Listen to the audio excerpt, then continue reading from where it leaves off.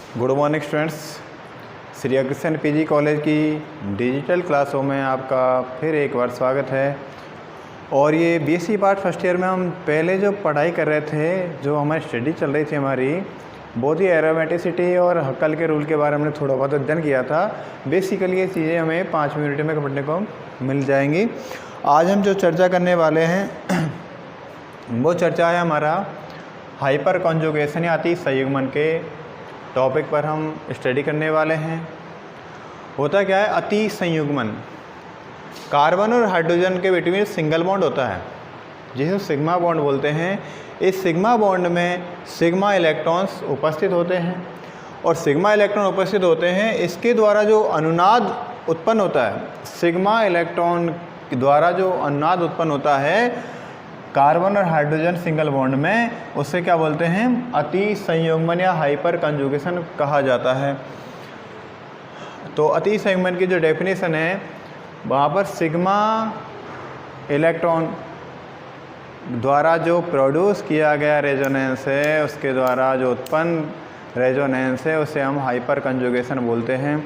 और hyper conjugation depend on alpha hydrogen, यहाँ पर बेसिकली अल्फा हाइड्रोजन डिपेंड करेगा।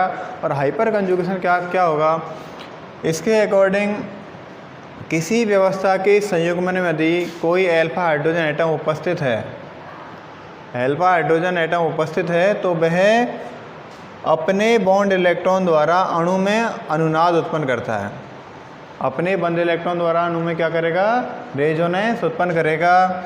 और अति संयुग्मन बढ़ने पर क्रियाशीलता भी बढ़ती है। क्या बढ़ती है, क्रियाशीलता, रिएक्टिविटी बढ़ जाती है। अब अति संयुग्मन में एक परिभाषा पूछी जाती कभी कभार, उसे बोलते हैं नॉन बॉन्डिंग रेजोनेंस या अबंधी अनुनाद। अल्फा हाइड्रोजन होता क्या है, अबंधी, बिना बंध के अनुनाद। इसका जो मूल नाम है उसके अनुसार देखें हम तो अल्फा हाइड्रोजन बिना किसी बंध के अणु के साथ संबद्ध रहता है, बिना किसी bond, without any bond related two molecules. और इसके द्वारा जो अनुनादी संरचना बनती है, इस प्रकार के अनुनाद को बोलते हैं अबंधी अनुनाद या नॉन बॉन्डिंग रेजोनेंस। बिना किसी बंध के जो अनुनाद उत्पन्न होता है उसे हम अबंधी अनुनाद कहते हैं। क्लियर हुआ है। अबंधी अनुनाद में मुख्य रूप से जो बात की जाती है, अल्फा हाइड्रोजन की बात की जाती है। और अबंधी अनुनाद जो होता है, यदि अबंधी अनुनाद बढ़ता है तो उसी आधार पर हाइपर कॉन्जुगेशन बढ़ेगा। और हाइपर कॉन्जुगेशन बढ़ने पर रिएक्टिविटी भी इंक्रीज हो जाती है। तो हम देख लेते हैं अबंधी अनुनाद को एक एग्जाम्पल द्वारा।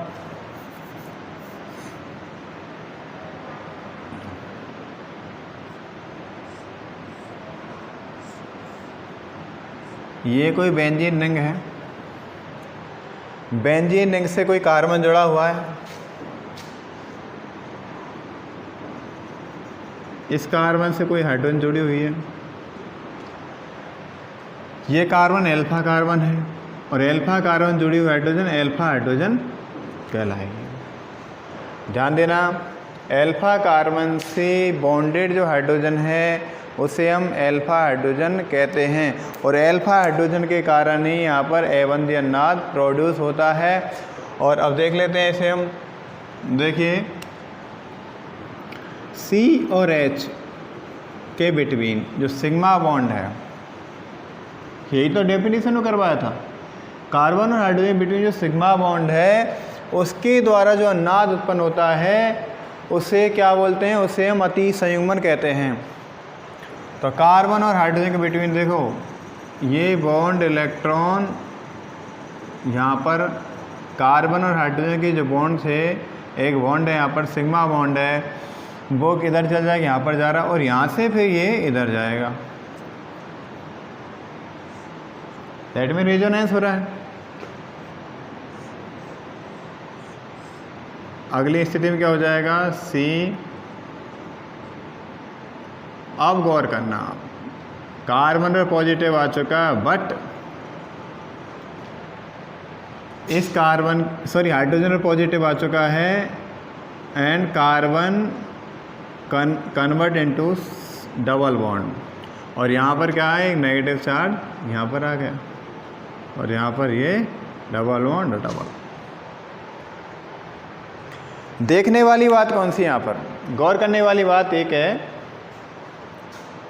कि यहाँ जो कार्बन और हाइड्रोजन के बीच जो बॉन्ड था उसका मूवमेंट किधर हो गया, इस कार्बन और ये बेंजीन वाले कार्बन के साथ। भले में जो कार्बन है बेंजीन रिंग में उसके बिटवीन सिंगल बॉन्ड था वो डबल बॉन्ड बन गया, और ये डबल बॉन्ड था बेंजीन का, वो दोनों इलेक्ट्रॉन कहाँ चले गए, माइनस ग्रुप में आ गए इधर।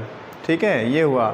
अब यहाँ पर आप देख पा रहे हैं कि कार्बन और हाइड्रोजन के बिटवीन कोई बॉन्ड है, यहाँ पर कोई बॉन्ड है नहीं है ना बॉन्ड, तो बॉन्ड नहीं है यहाँ पर, इसलिए इसे बोलेंगे अबंध।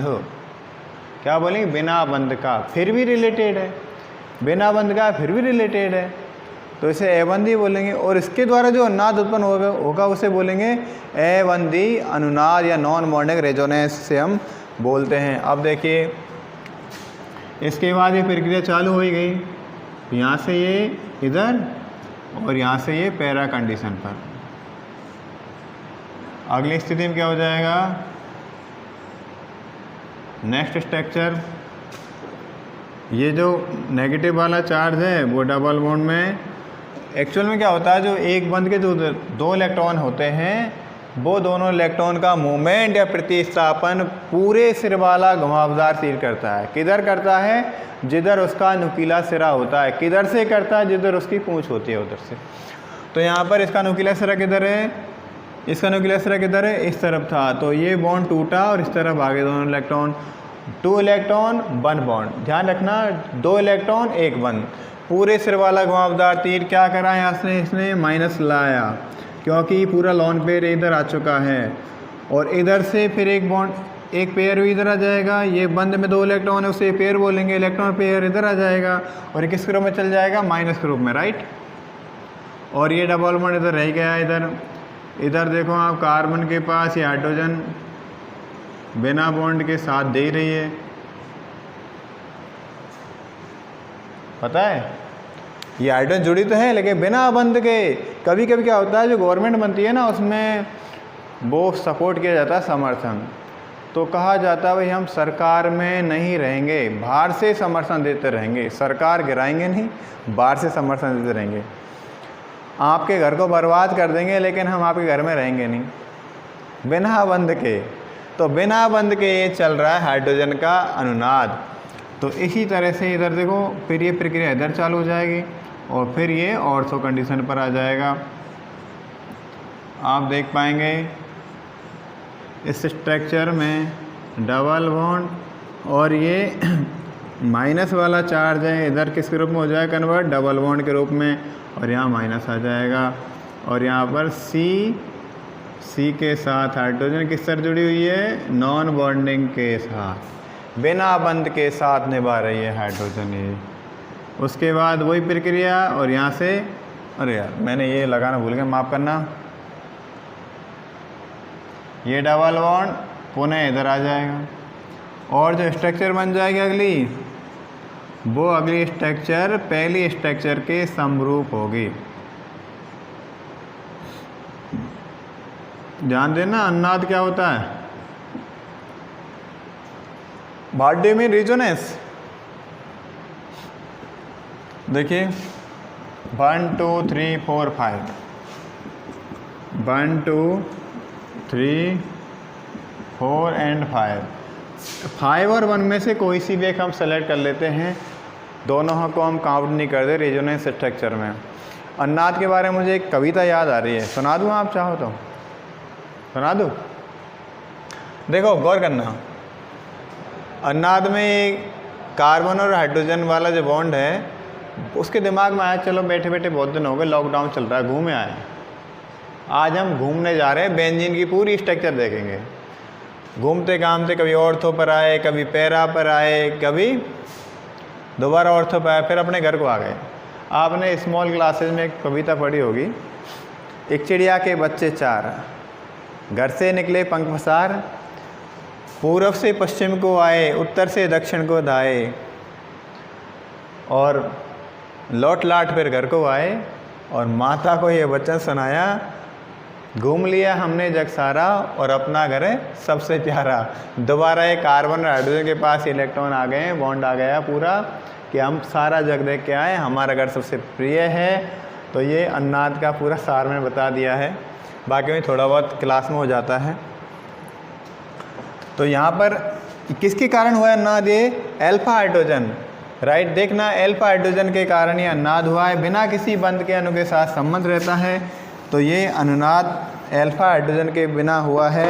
आप क्लियर कर सकते हो, लिख सकते हो इसे। और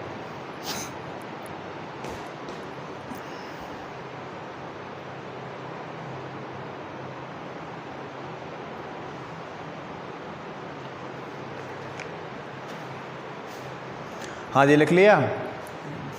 अब इसमें देखते हैं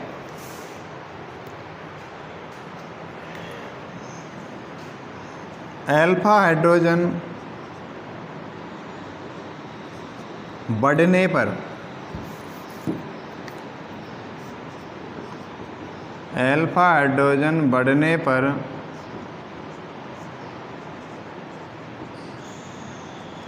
अबंधी अनुनाद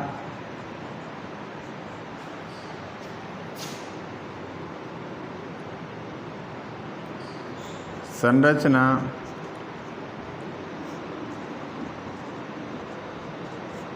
बढ़ती है तथा उसी क्रम में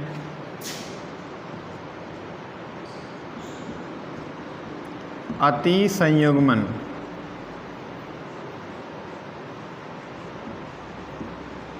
भी बढ़ता है। उसी क्रम में क्या बढ़ेगा? अति संयुग्मन भी बढ़ता है। एवं क्या हो जाएगा? क्रियाशीलता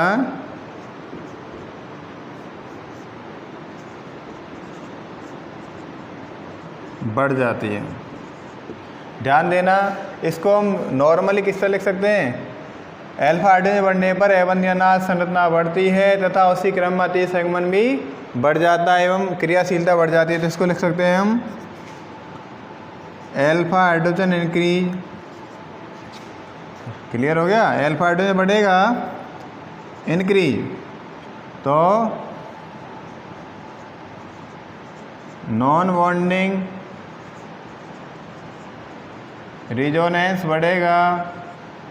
नॉन बॉन्डिंग रिजोनेंस बढ़ेगा तो हाइपर कंजुगेशन बढ़ जाएगा, और हाइपर कंजुगेशन बढ़ेगा तो फिर क्या होगा? रिएक्टिविटी ये भी बढ़ जाएगी। रिएक्टिविटी बढ़ जाएगी। इसको हमने शॉर्टली लिख दिया है, ये सारा सार है। क्लियर हुई बात भाई?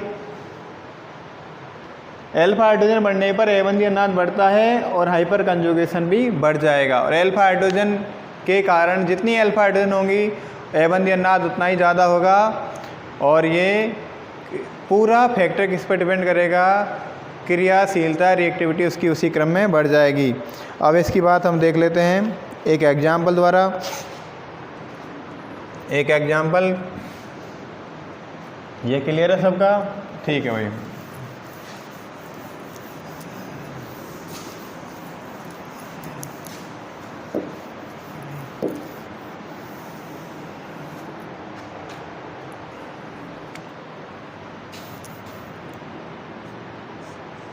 हमारे पास कौन कौन लोग हैं? सबसे पहले है टॉलुइन, जिसे मेथिल बेंजीन भी हम कहते हैं। टॉलुइन है। उसके बाद किसका नंबर ले लें भाई? उसके बाद नंबर आ रहा है CH2CH3। उसके बाद नंबर किसका है? Anyone? Please tell me. कोई बताएगा?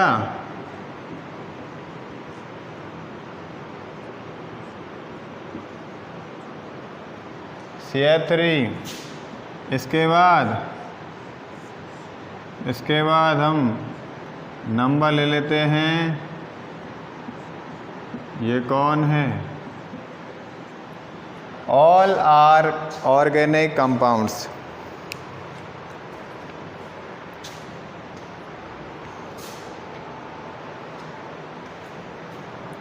गौर करना, ये है भाई एथिल बेंजीन और ये है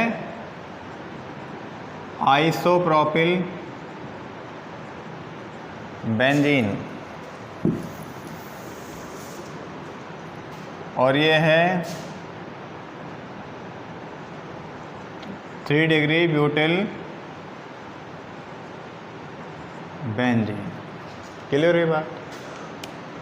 अब आप इसमें क्या देखें, एल्फा हाइड्रोजन किसके साथ है ज़्यादा, ध्यान देना, ये कार्बन है एल्फा कार्बन, एल्फा कार्बन से जुड़ी हाइड्रोजन कितनी है, यहाँ पर है 3 hydrogen, there are 3 hydrogen known as alpha hydrogen. यहाँ पर ये एल्फा हाइड्रोजन है, फिर एल्फा कार्बन है और ये बीटा कार्बन हो जाएगा। तो एल्फा कार्बन से जुड़ी हाइड्रोजन कितनी, यहाँ पर देयर आर 2 हाइड्रोजन,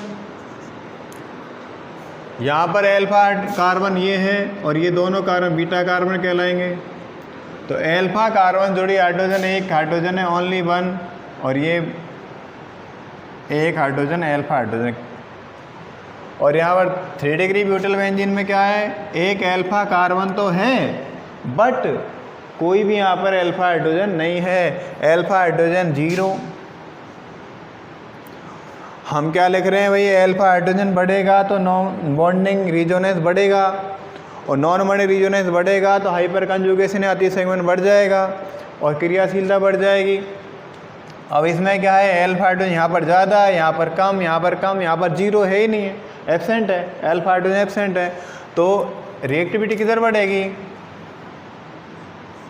इसकी रिएक्टिविटी ज़्यादा हो जाए, क्यों, इसके पास एल्फा हाइड्रोजन ज़्यादा है, इसकी कम और 3 डिग्री ब्यूटिल बेंजीन की रिएक्टिविटी सबसे कम हो जाएगी। तो हम लिख देते हैं इधर,